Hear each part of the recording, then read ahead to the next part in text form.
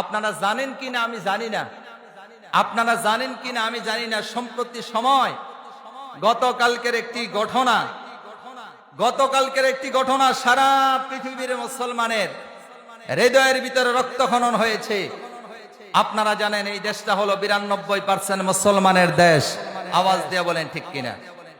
এই 92% মুসলমানের দেশে আমরা মুসলমান যেমন স্বাধীনভাবে বসবাস করি, হিন্দু ভাইরা ওই রকম স্বাধীনভাবে বসবাস করবে, বৌদ্ধরা ওই রকম স্বাধীনভাবে বসবাস করবে, খ্রিস্টানেরা ওই রকম স্বাধীনভাবে বসবাস করবে।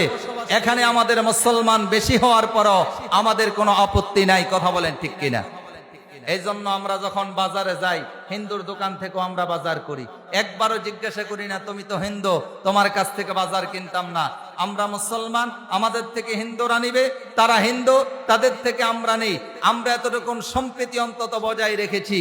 কিন্তু সম্প্রতি সময় আপনারা দেখেছেন আমাদের গাজীপুর টঙ্গী এলাকার 3টি কেন্দ্রীয় মসজিদের সম্মানিত খতিব, আমার অত্যন্ত কাছের প্রিয় বন্ধুবর মুফতি মুহিবুল্লাহ মিয়াজি সাহেবকে গত এইভাবে কয়েকদিন যাবত বাংলাদেশের ভিতরে গোটা কয়েকটা হিন্দু, ওই হিন্দুদের একটা সংগঠনের নাম হলো ইসকন, ওই ইসকনের সদস্যরা বিভিন্নভাবে মুফতি মুহিবুল্লাহ মিয়াজি সাহেবকে বারবার তারা হুমকি দিচ্ছিল। কেন হুমকি দিচ্ছিল? কারণ মিয়াজি সাহেব মাঝে মধ্যেই ইসকনের যে কার্যক্রম, তাদের যে জঙ্গি কার্যক্রম, তার ব্যাপারে তার মুসল্লিদেরকে সতর্ক করতেছিলেন। এই জন্য ইসকনের লোকেরা তাকে চিঠি দিল, আপনি সাবধান হয়ে যান, আপনি ইসকনের বিরুদ্ধে কোনো বক্তব্য দেবেন না, ইসকন শব্দটা মুখের ভিতরে আনবেন না।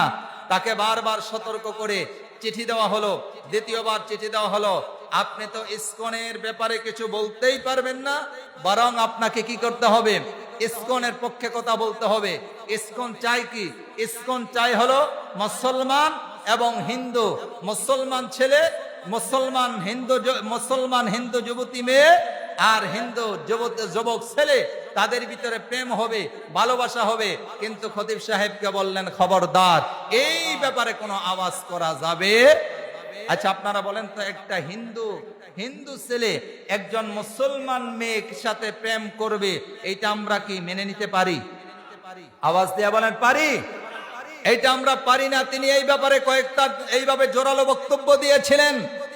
ওই বক্তব্য দেওয়ার পরে তারা আবার দ্বিতীয়বার চিঠি দিল মুহিবুল্লাহ সাহেবকে, যে শুনুন, আপনি এই বক্তব্য তো দিতেই পারবেন না, ইসকনের নামটাও মুখে আনতে পারবেন না, এমনকি হিন্দু মুসলমান তারা প্রেম করবে, ভালোবাসা করবে, এই ব্যাপারে আপনি ইঙ্গিত দিয়ে কথা বলতে হবে।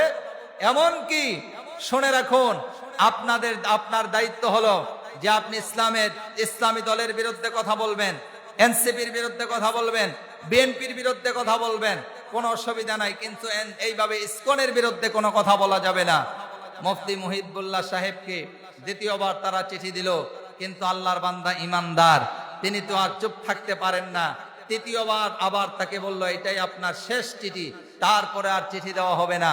আপনারা সোশ্যাল মিডিয়ায় দেখেছেন, গত পরশুদিন মুফতি মুহিবুল্লাহ মিয়াজি সাহেব, তিনি যখন সকালবেলা রাস্তা দিয়ে হাঁটতেছিলেন, টঙ্গী ব্রিজের পাশ থেকে একটি মাইক্রোবাস এসে তাকে নিয়ে গেল, কয়েকজন মিলে তারে ধরলো, তার অপারেশনের রোগী, মাথায় কয়েকটা থাপ্পড় দিল, সে অজ্ঞান হয়ে গেল। অজ্ঞান হওয়ার পরেই তার শরীরে এমন ইনজেকশন পোষ করা হয়েছে, আর যাতে তার এইভাবে জ্ঞান না ফিরে, তাদের উদ্দেশ্য ছিল তারা এই মুফতি মুহিবুল্লাহকে ইসকনের বিরুদ্ধে কথা বলার অপরাধে তারা এইভাবে সেই উত্তর অঞ্চল পঞ্চগড় দিয়ে তাকে ভারতে পাচার করে ইসকনের ঘাটির ভিতরে নেওয়া হবে, সেখানে নিয়ে তাকে টুকরো টুকরো করা হবে। এই উদ্দেশ্য যখন নিয়ে গেল, প্রশাসনের তৎপরতায় তারা আর বাংলাদেশের বাইরে নিতে পারে নাই। পঞ্চগড় নিয়ে একটা জঙ্গলে তার হাত বাঁধা হলো শিকল দ্বারা, পা বাঁধা হলো, উলঙ্গ করে ভিডিও করে তার অজ্ঞান অবস্থায় ফেলে রেখে তারা চলে গেল। আমাদের কথা স্পষ্ট, এই দেশ মুসলমানের দেশ, এই দেশে হিন্দু থাকবে, বৌদ্ধ থাকবে, খ্রিস্টান থাকবে, সেখানে আমাদের কোনো কথা নাই। আমাদের একটাই দাবি, অভ্যন্তরীণ যে সরকার আছে, এই সরকারের কাছে আমাদের একটাই দাবি, এই ইসকন নামক সংগঠন বাংলার জমিন থেকে বন্ধ করতে হবে, কারণ ইসকন এটা বাংলাদেশের শত্রু, এটা স্বাধীনতার শত্রু, এটা হলো ইসলামের শত্রু। এই সংগঠন বাংলাদেশে আর একদিনও চলতে পারে না। আওয়াজ দিয়ে বলেন ঠিক কিনা? আমার বন্ধুগণ, এই সংগঠন বাংলাদেশ থেকে বন্ধ করতে হবে। যদি এইভাবে সরকার যদি এটা বন্ধ না করে, তাওহীদি জনতা প্রয়োজন হলে রাস্তায় নামবো। এই সংগঠনের বিরুদ্ধে কথা বলতে যাইয়া যদি শহীদ হতে হয় শহীদ হব, যদি শরীরের গোস্ত টুকরা টুকরা করতে হয় তারপরে হব, যদি সন্তান এতিম বানাইতে হয় তারপরে হব। শরীরে যতক্ষণ রক্ত আছে ইসকনের বিরুদ্ধে মুসলমান হিসাবে আমাদের সজাগ থাকতে হবে, কথা বলতে হবে, বক্তব্য দিতে হবে, প্রতিবাদ করতে হবে। আওয়াজ দিয়ে বলেন ঠিক কিনা? সম্মানিত ভাইরা, কত বড় সাহস!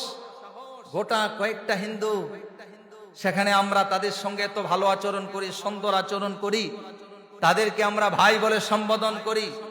বাজার থেকে আমরা কোনো ভেদাভেদ করি না, ওনাদের দোকান থেকে বাজার করি খাই। আর তাদের কত বড় সাহস! একজন নায়েবে নবী, একজন ভালো মানের আলেম মহিবুল্লাহ মাদানী মিয়াজি, এই ওনাকে গুম করে নিয়ে গেল। প্রশাসনের কাছে আমাদের একটাই দাবি, এই ইসকনের যে সমস্ত সদস্যরা এই মহিবুল্লাহ মিয়াজি সাহেবকে গুম করার পিছনে যারা জড়িত, প্রতিটা সদস্যদেরকে ফাঁসির কাস্টে ঝুলাইতে হবে। আওয়াজ দিয়া বলেন ঠিক কিনা? শুধু তাই নয়, সম্প্রতি কয়েকদিন আগে আপনারা দেখেছেন ঢাকায় আরেকটা হিন্দু কি করেছে? এইভাবে মুসলমানের সামনে, মুসলমান ছেলেদের সামনে, মেয়েদের সামনে, তার ভার্সিটিতে আল্লাহর কোরআনুল কারীম হাতে নিয়ে টান দিয়া ছিঁড়ে তারপরে পায়ের নিচে দিয়ে মুসলমানের কোরআনকে তারা অপমানিত করেছে। আমরা স্পষ্ট ভাষায় বলে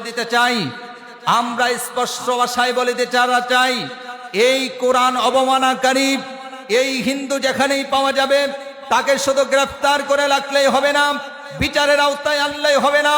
তাওহীদি জনতা মুসলমানের কলিজায় যেহেতু তারা আঘাত দিয়েছে, যেই ছেলেটা মুসলমানের কোরআনকে পায়ের নিচে দিয়েছে, তাওহীদি জনতার একটাই দাবি, তাকেও ফাঁসির কাস্টে ঝুলাইতে হবে। আওয়াজ দিয়ে বলেন ঠিক কিনা?